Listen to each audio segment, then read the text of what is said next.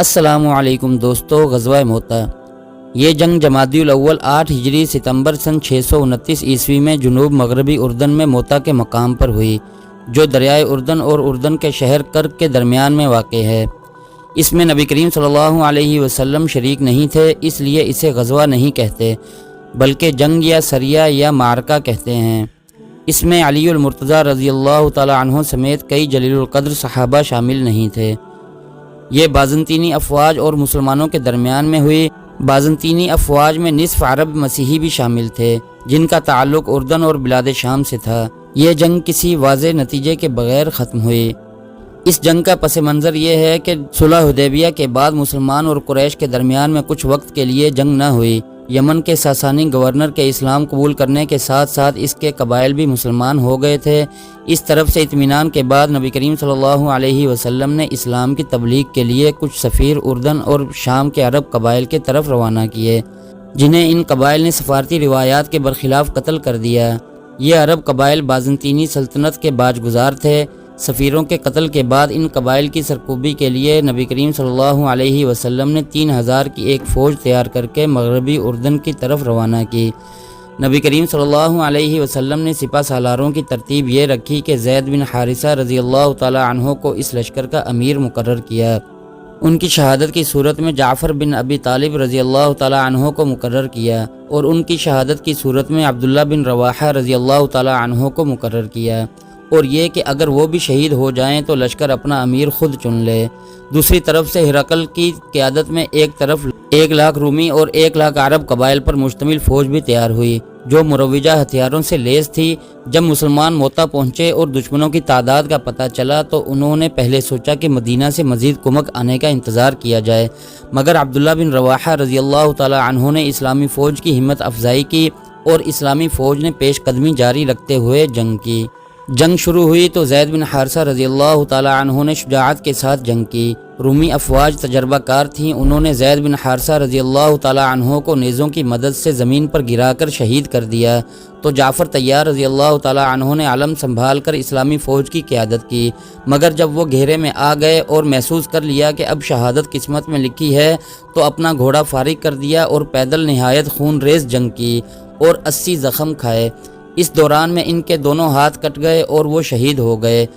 ان کے بعد عبداللہ بن رواحہ رضی اللہ تعالی عنہ نے علم سنبھالا اور رومی افواج کے مرکز میں زبردست حملہ کیا۔ شدید لڑائی میں وہ بھی شہید ہو گئے۔ جب یہ تینوں نامزد قائد شہید ہو گئے تو اسلامی فوج نے خالد بن ولید رضی اللہ تعالی عنہ کو اپنا امیر چنا۔ خالد بن ولید رضی اللہ تعالی عنہ حال ہی میں اسلام لائے تھے اور اعلیٰ درجے کے سپاہی اور جنگجو تھے۔ انہوں نے بھانپ لیا کہ مسلمانوں کے جنگ جیتنے کے امکانات بہت کم ہیں۔ اسی اثناء میں رات ہو گئی، انہوں نے اپنی افواج کو پیچھے ہٹا لیا۔ انہوں نے ایک زبردست جنگی حربہ اختیار کیا۔ انہوں نے بے شمار سپاہیوں کو پہاڑ کی اور میں بھیج دیا اور ان سے کہا کہ اگلی صبح نئے جھنڈوں کے ساتھ گرد و غبار اڑاتے ہوئے پیچھے سے اسلامی فوج میں شامل ہو جائیں۔ اس تدبیر سے رومی سمجھے کہ مدینہ سے مسلمانوں کے لیے نئی امداد آ گئی ہے۔ رومیوں نے اپنی افواج کو پیچھے ہٹا لیا۔ مسلمانوں نے شدید لڑائی لڑی، یہاں تک کہ صرف حضرت خالد بن ولید رضی اللہ تعالی عنہ کے ہاتھ میں اس دن 9 تلواریں ٹوٹیں، اور یہ جنگ 7 دن تک جاری رہی۔ 2 لاکھ کے مقابلے میں صرف 3000 کا لشکر 7 دن تک ڈٹا رہا اور صرف 13 مجاہدین شہید ہوئے۔ 7 دن کے بعد جب دشمن کا لشکر ہزیمت اٹھاتا ہوا پیچھے ہٹنے لگا تو حضرت سیدنا خالد بن ولید رضی اللہ تعالی عنہ نے بھی کمال حکمت و دانائی سے کام لیتے ہوئے لشکر کو پیچھے ہٹانا شروع کیا۔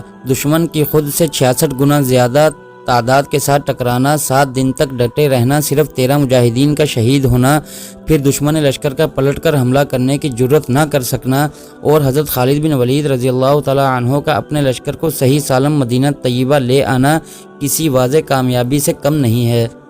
جنگ رک گئی۔ اس طرح دونوں افواج واپس چلی گئیں اور مسلمانوں کو 2 لاکھ کی رومی فوج سے بچا کر مدینہ واپس لایا گیا۔ اس جنگ کو کسی کی فتح یا شکست نہیں کہا جا سکتا، البتہ نتائج مسلمانوں کے حق میں نکلے۔ اول تو لوگوں نے پہلی دفعہ دیکھا کہ رومیوں کے اتنے بڑے لشکر کو کسی نے للکارا ہو اور بچ کر نکل گیا ہو۔ لوگوں کے ذہن سے رومیوں کی دہشت کسی قدر کم ہو گئی۔ دوم یہ کہ بلاد شام اور اردن کے لوگوں کو مسلمانوں اور ان کی زبردست طاقت کا تعارف ہو گیا، کیونکہ یہ پہلی اسلامی فوج تھی جو مدینہ سے اس قدر باہر جا کر لڑی۔ اس علاقے کے لوگوں کے لیے مسلمانوں کا جذبہ شہادت ایک بالکل نئی چیز تھی۔ ایک اور فائدہ یہ ہوا کہ مشرکین مکہ نے مسلمانوں کو کمزور سمجھنا شروع کر کے ایسے اقدام کیے جو صلح حدیبیہ کے خلاف تھے۔ اس سے صلح حدیبیہ مشرکین کی طرف سے ٹوٹ گیا اور مسلمانوں نے اس کے بعد مکہ کو فتح کر لیا۔ مسلمان چونکہ یہ جنگ واضح طور پر نہ جیت سکے تھے، اس لیے مکہ کے مشرک قریش نے مسلمانوں کو کمزور سمجھا اور صلح حدیبیہ کی پرواہ نہ کرتے ہوئے قبیلہ بنی خزاعہ کے کچھ لوگوں کو مار دیا۔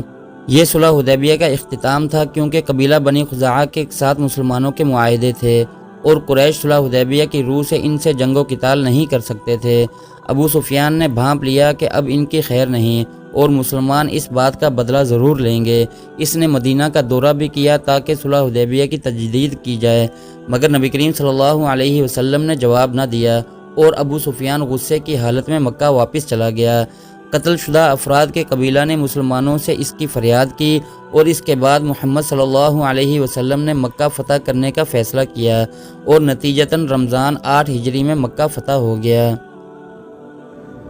دوستو، ویڈیو پسند آنے کی صورت میں لائک اور چینل کو سبسکرائب کر دیں اور مزید ایسی معلوماتی ویڈیوز کے لیے ہمارے چینل کو وزٹ کریں۔